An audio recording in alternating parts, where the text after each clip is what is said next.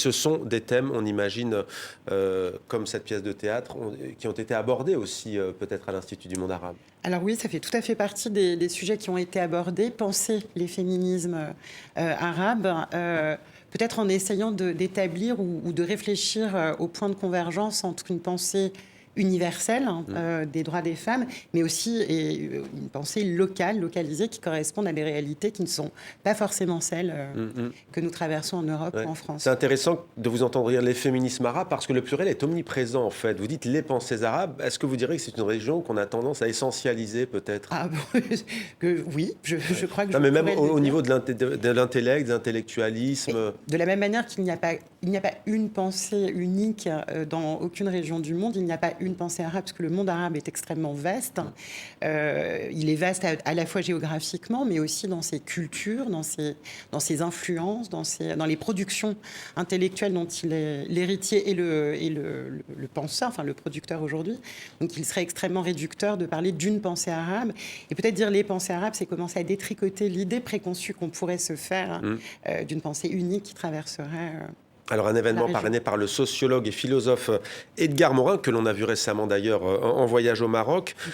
Alors parmi les thèmes abordés, on a l'orientalisme et ses critiques, l'orientalisme vaste sujet, penser le féminisme, les féminismes arabes, investir le podcast aussi, décoloniser les savoirs, et puis il y a aussi cette table ronde, comment se situer par rapport à l'héritage arabo-islamique. Oui, et qui a été d'ailleurs assumé par 3 intervenants transgénérationnels et égal. Enfin, je le dis, et c'est très important pour moi, toutes les tables étaient, enfin, toute cette programmation est paritaire, donc il y a autant de femmes que d'hommes, et la vision de cet héritage n'est pas du tout la même, précisément en fonction des intervenants. Donc, et là, c'était par exemple c'est parce que j'ai eu le grand bonheur d'y assister parmi les intervenants. Donc, on en parlait tout à l'heure, Asma Lamrabet.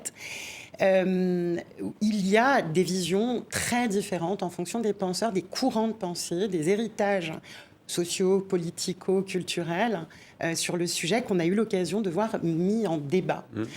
Donc avec des références qui ne sont pas du tout les mêmes d'un intervenant à l'autre. Donc c'était absolument passionnant d'entendre ça. Et en quoi est-ce, selon vous, pertinent de lancer un tel événement? C'est la première édition, ce sera visiblement plutôt sur le rythme d'une biennale tous les 2 ans. En quoi, selon vous, c'est pertinent dans ce monde que l'on connaît avec le Proche-Orient à feu et à sang?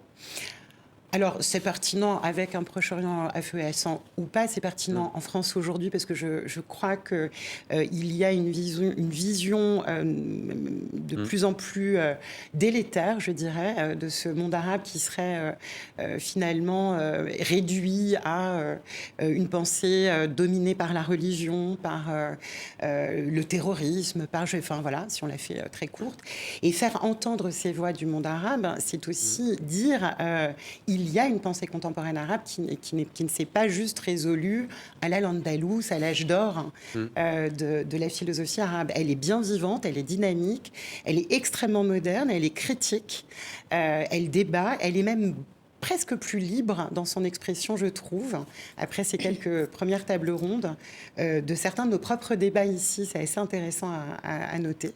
Ouais. Donc, il me semble absolument essentiel de pouvoir provoquer ces rencontres-là et de donner à entendre ces voix qui sont finalement peu audibles. Sommet international des pensées arabes, première édition, donc c'est 14 et 15 novembre. C'était cette semaine parrainée par Edgar Morin, je le disais.